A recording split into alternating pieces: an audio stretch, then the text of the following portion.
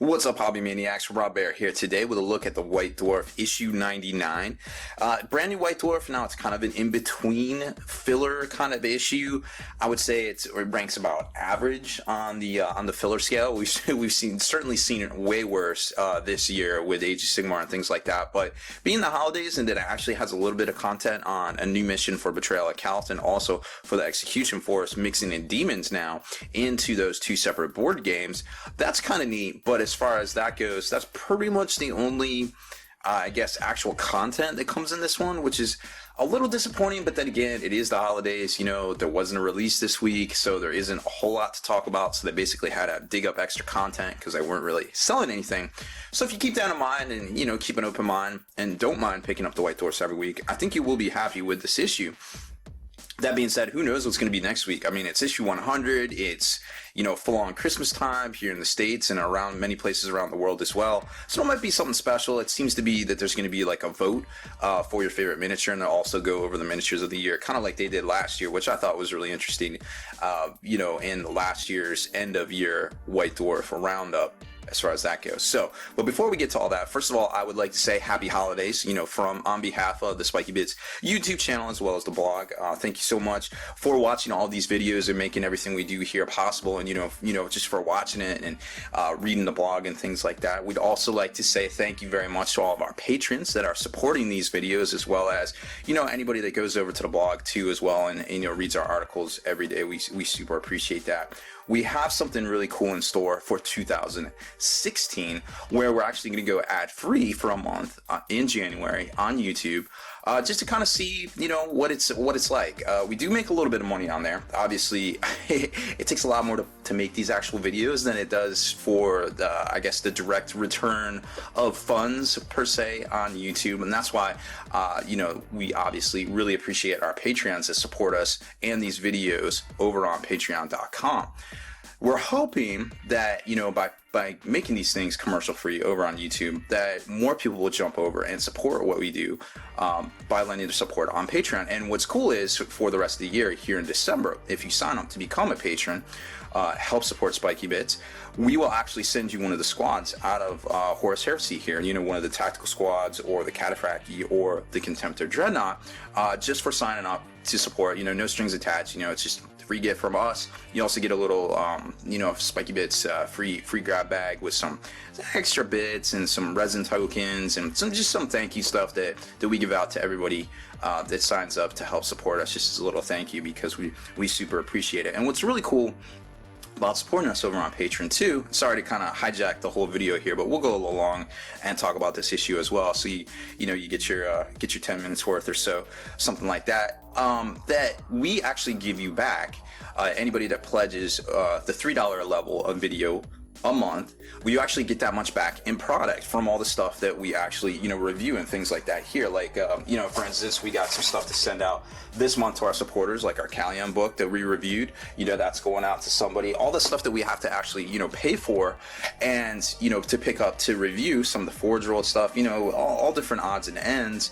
We actually send that out to the people that support us, you know, just as a thanks for, hey, we super appreciate what you're doing here. Here's some extra stuff that we had to buy, but we're going to give it to you because, you know, we super appreciate that, and we don't really have a way to sell this stuff, and it's, you know, selling stuff, it's a whole thing. So it's a win-win for everybody. You get the videos that you help support, and you also get some swag back, and, you know, depending on your level of support, you might get a whole box of stuff back in the mail. I love playing Santa Claus already. One of the local guys that's a super big supporter got a big bag of stuff already, and I dropped that off, so that was super tight. So, you know, again, thank you so much, guys. Hope everybody has a great holiday season and a really good hobby new year, because there's so much, you know, so much new stuff out there, and it's just such an exciting time for the hobby with all these little mini games and specialist games coming out. So that being said, please subscribe to this YouTube channel. Check out the blog, spikybitsblog.com, if you haven't done so already, and obviously head on over to longwar.net. That's a whole nother thing we do, which it's the home of the battle reports for exclusive content, early access videos. You can become a veteran of the Long War over there.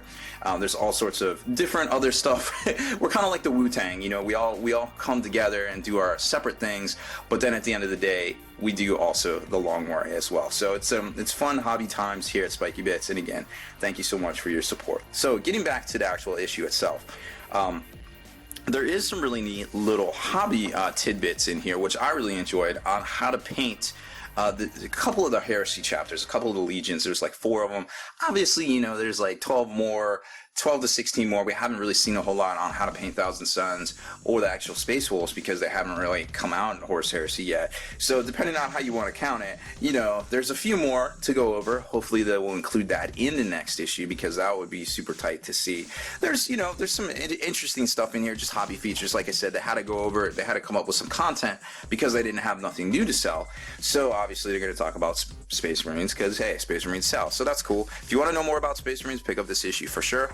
Then, like I said, you get to the parade ground section where they show you how to paint the color schemes for a couple of different chapters of the, you know, the Legion Astartes that are pertain to the Horus Heresy, and of course they are the Mark IV plate that come in the Heresy kits, but they also have the sweet upgrade kits that we've seen. You know, if you check out Forge World site, literally like 2/3 of the site, as far as Horus Heresy stuff goes, it's just upgrades, which is really cool if you think about it, because you have the ability to actually customize your things, your Astartes, your Space Marines, to your chapter. But also what's cool about it is if you are just okay with the stock plastic models that come out of it and you want to use some decals or whatever, hey, that's cool too. You know, more power to you. You don't have to get it twisted, but if you want to get that extra level of customization, it is available there to you. So like I said, pretty cool little painting guide here.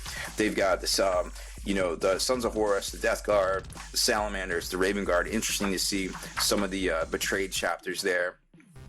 And then, of course, the World Eaters. So you got some loyalist dudes, you got some, you know, not so loyalist dudes. So it's really cool to see kind of the flavor there. And then it gets into the pullout scenario here, and you can pop this out via the little staples right there. And this would make the 8th mission for the Betrayal at Calth box set. If you got the White Dwarf that came out right when the box set released around the middle of November, there was an extra mission in there. Now this is an extra mission for playing with demons, and the demon rules are really interesting because they give them a specific set of rules here. They're armor 1, stamina 1, assault 2, bulk 1. So they're basically like kind of like your horde kind of type thing. With an armor 1, you only get to roll 1 dice. You're doing 1 wound, so they're gonna get mowed down pretty quick. From, you know, a sustained squad of 3 Marines shooting bolters is gonna be, you know, 6 shots right off the bat. Not to mention if you have a heavy bolter, and then it just gets bananas. So it's gonna mow down demons left and right, whole hexes. But they do have assault 2. You know, and bulk 1, so you can mob them up in a squad, but they will go away pretty quick.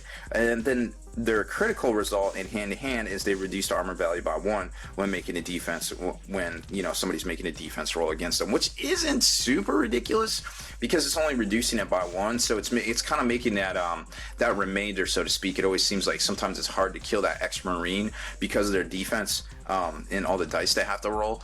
But this way you might be able to actually get through and cause, you know, the double to get all their stamina out, because Space Marines are stamina 2 generally, so you might be able to actually kill them there as far as that goes. And then there's a couple different rules here, like how basically you can only have 20 models on the board, they can't attack each other, you know, they can't make consolidation moves and things like that. So just make sure you read all of this here, and that's the scenario setup right there. The red is the Word Bearers, the blue is the Ultramarines kind of section, and the Abyss, they basically come up out of there. So, you know, it's kind of a neat little scenario to check out, give you something new to play. It is fun, fast-paced games. If you run through the now 8 missions of the Betrayal at Calth, it goes pretty quick. I mean, you could do it in an afternoon. You could set up like a week-long campaign, you know, maybe like a month-and-a-half long campaign, kind of depending on how you want to do it. Take a break in the middle or something like that. We've been working on rules over on the blog for playing games of 500 points to 1,000 points, where we actually put, you know, all the tiles, like 3 sets of tiles from each player's kit together, and then play, you know, like with like scenarios and things. And I've been working on the rules, been tweaking them here and there, like how to make it work. You know, there's been a few gotchas, but there's also been, you know, some breakthroughs as far as, hey, that was really fun, that was really intense, you know, I really enjoyed that game, that was quick, you know, I didn't have to, the allure for me is that you can play it in like an hour. You know, you can jump in, you can play a game in an hour to hour and a half. You can have a lot of fun. It's pretty intense. There's still that tactical element, but you don't have to worry about, hey man, what's my, you know, let me check my line of sight. Is that cover? Is that not cover? You basically, if you really have to look, you get down, you get a laser, you know, your laser goes from center to square to center to square. If it's blocked, hey man, it's, you know, no shot. If it's center square to anywhere, or excuse me, center hex to anywhere else on the hex, hey man, it's obscured. You know, it's very cut and dry, and that's what I love about it, is that it's so cut and dry, it's so well thought out. Whoever actually developed this game did a lot of thinking, and what I'm trying to do is kind of take it to the next level and try to up the point values and kind of take it more from this like super narrative to more of like a general kind of battle thing, because we saw in the past that Kill Team was super popular. You know, Kill Team, what was that other format? It wasn't Kill Team, it was smaller 1,000-point games. Anyways, you kind of know what I'm saying. Oh, Combat Patrol. So it's Combat Patrol and Kill Team. Super popular formats, still very popular to this day, but they don't have any official rules. At least this, you kind of have, hey, this is how it works with the dice, you know, then this is no line of sight. So it makes it a little bit easier to play smaller kind of skirmish type level games, but not have to bust out the whole tabletop, you know, get down. And when we're only moving 20 dudes around a 4x6 table, which that's kind of redundant. You know, I feel like you only need like a 4x4 kind of section. And then when you start piecing together all these tiles, these hex tile sections, you get about a 4x4 depending on how you do it. You know, so I feel like it's pretty fun. I don't want to sell you on it, you know, make your own judgment. Definitely check it out. There is a game that comes inside the box. Check it out, please. At least play it once. It's pretty fun. Then they've got a whole section here about, they're calling it Illuminations, where it's basically like just showing off pictures of like stuff that happened in Age of Sigmar. You know, just like art and various other things. You know, I don't know whether they're like, hey man, we're trying to inspire people or whatever. But, you know, Age of Sigmar, I think, while it does very good at a lot of Games Workshop stores, it seems to be definitely falling from grace at the independent kind of game shops there. So definitely chime in if you got something to say about that. Please, you know, let us all know. But I feel like that is a pretty accurate statement, kind of depending on where you're at in the country, as far as I have seen it, or even the world for that matter. Then there's the rules for the new Daemon print in the what was this? Oh, the Execution Force box set, which is also really cool. And then, you know, a lot of people out there are saying, hey, we're going to get 2 box sets every year. We're going to get one in April. We're going to get one in, you know, around November time, you know, for the holidays. And that would be really cool to see, because there's a lot of stuff you can do with that. You know, you can do all sorts of little smaller kind of one-off things. Then you can take the clan packs. You can obviously resell them if you're Games Workshop. So it's kind of a win-win for them. So, you know, at the end of the day, it all comes down to what the company feels. But I feel like the 2 board game sets that came out this year were definitely winners. So I would imagine that we'll see something like that for 2016 as well. Then you've got the Golden Demon winner for Space Marines. They've been breaking up Golden Demons instead of doing this like kind of one kind of deal. They've been doing smaller kind of deals throughout the year.